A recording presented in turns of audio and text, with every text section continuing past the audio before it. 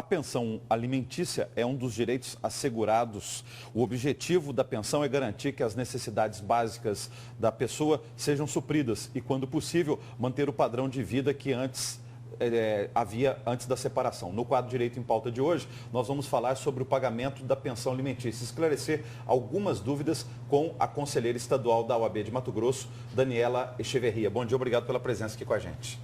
Bom dia, tudo bom? Como vai, Antônio? Tudo bem. E você, tudo bem? Tudo bem, prazer estar aqui com vocês de novo. Pensão alimentícia, quando a gente fala sobre pensão alimentícia, é só para crianças, para filhos e filhas ou não?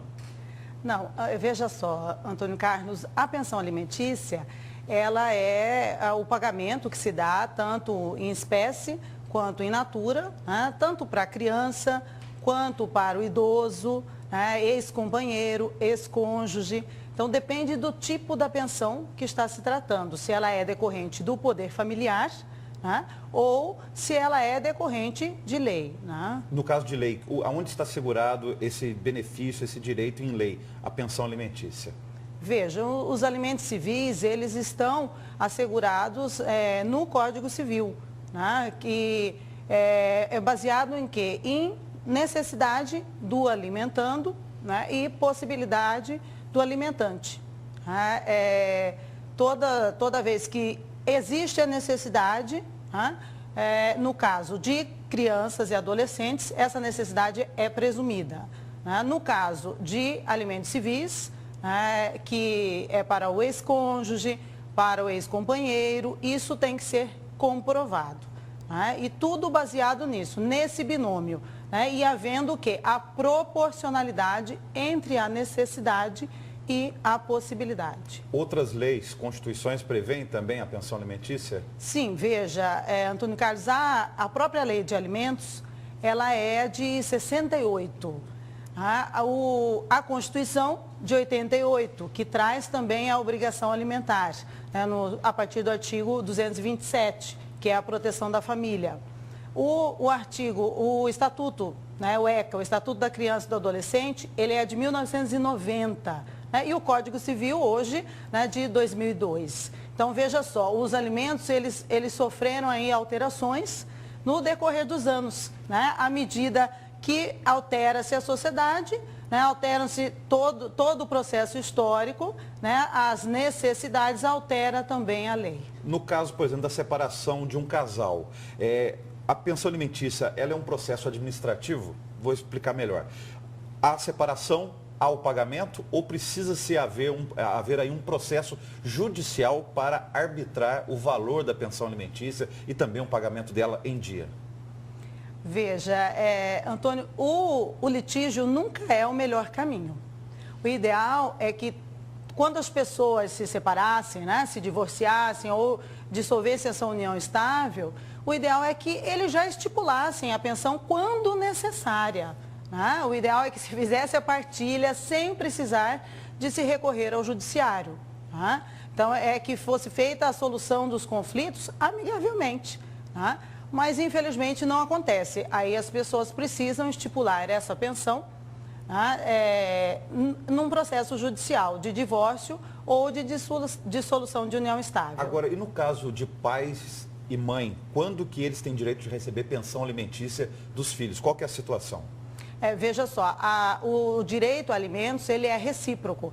Quer dizer, ele tanto faz o pai ou a mãe pagarem quando a criança é menor, ou ainda mesmo com a maioridade para a conclusão dos seus estudos, como ele inverte. Os pais na velhice também têm esse direito. Isso é constitucional, Antônio. Agora, em termos de beneficiários, vamos imaginar uma pessoa que tem que pagar pensão alimentícia, por exemplo, para o pai dela, para a mãe dela, para filho, filha e ex-cônjuge. Como que define esse percentual na partilha na hora do pagamento desse benefício?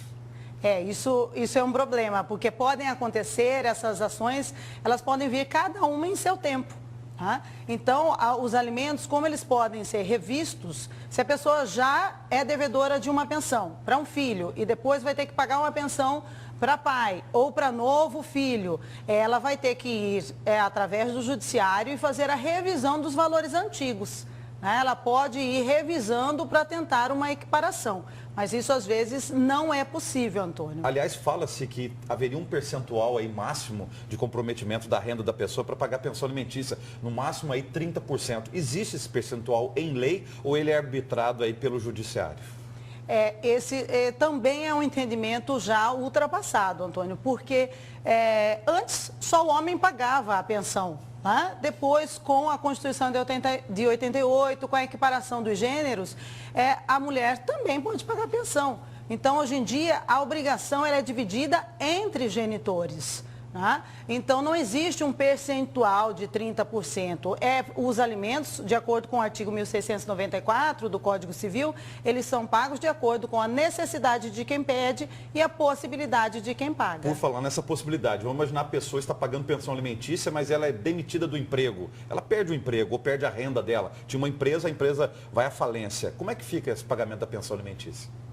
Bom, essa situação ela vai ter que ser informada em juízo, né, para se tentar aí uma redução provisória. Mas o juiz vai falar o quê? Se você come, o seu filho também tem que comer.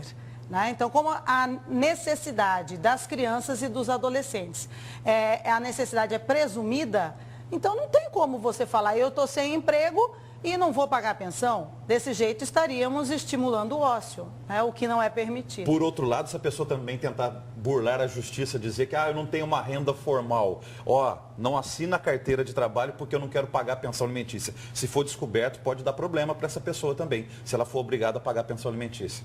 Com certeza. Pode chegar no caso de prisão, no caso, ou só na falta do pagamento ou no atraso da pensão alimentícia que leva à prisão? Em que situações a pessoa pode ir para a cadeia por não pagar a pensão alimentícia? Veja, a prisão só é permitida quando os alimentos já estão arbitrados em juízo, tá? Ou quando já existe um título através de um acordo extrajudicial, o que não é tão comum. Agora vamos imaginar uma outra situação. Se a pessoa que é obrigada a pagar essa pensão alimentícia é uma pessoa milionária, o que ganha muito, tem uma renda superior à média dos brasileiros, qual que é o percentual definido pela justiça? Da mesma forma, Antônio, também não tem percentual.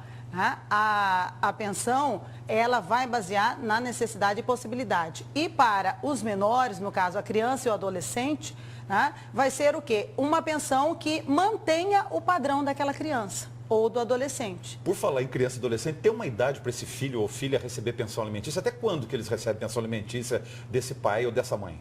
Veja, o Código Civil de 2002, ele reduziu, né, o teto para a maioridade, que antes era de 21, agora passa a ser 18. 18 anos. Então, mesmo alcançando a maioridade, no caso, o filho pode ter direito ainda à pensão. A partir daí, ele passa a ter que provar a necessidade dele, que é uma necessidade de quê? Com os estudos, até ele terminar a graduação. Ou seja, se ele conseguir um emprego, ele já não teria direito a essa pensão alimentícia, é mais ou menos isso. Ou uma renda própria, seria isso? Eu não entendo dessa forma. Qual que seria, então? Até porque, veja, se existir ainda a necessidade, às vezes ele trabalha para manter outros gastos. Às vezes a mãe ou o pai que ele mora, né, ou algum parente, não tem possibilidade de mantê-lo. Então, ele precisa, nesse caso, que o pai ou a mãe continue, né, arcando com os custos da sua educação. E no caso do pagamento da pensão alimentícia para pais e mães, no caso, o filho tendo que pagar. Se houver outros irmãos, esse pagamento tem que ser partilhado entre esses irmãos ou apenas um que tem que bancar o pai e a mãe no caso da pensão alimentícia? A responsabilidade aí, como ela se inverte, ela seria dos filhos, mas não existe a obrigatoriedade, né, do pai ou da mãe demandarem de todos os filhos. E isso é porque você demanda contra você, contra quem você quer. Às vezes um filho te dá mais amparo em determinadas situações e o outro tem mais possibilidade financeira. Então, nesse caso, o pai ou a mãe, eles escolhem contra quem eles vão demandar, só que como a obrigação é de todos, esse que foi demandado pode ofertar na sua defesa, né, que existem mais irmãos que também têm condições. E no caso do cônjuge, do ex-cônjuge, da ex-companheira, do ex-companheiro, em que situação que um paga a pensão alimentícia para o outro? Como que se chega a essa conclusão? Também baseado no binômio necessidade, possibilidade e fazendo o trinômio com a proporcionalidade entre esses dois fatores. Né? Então, pede a pensão.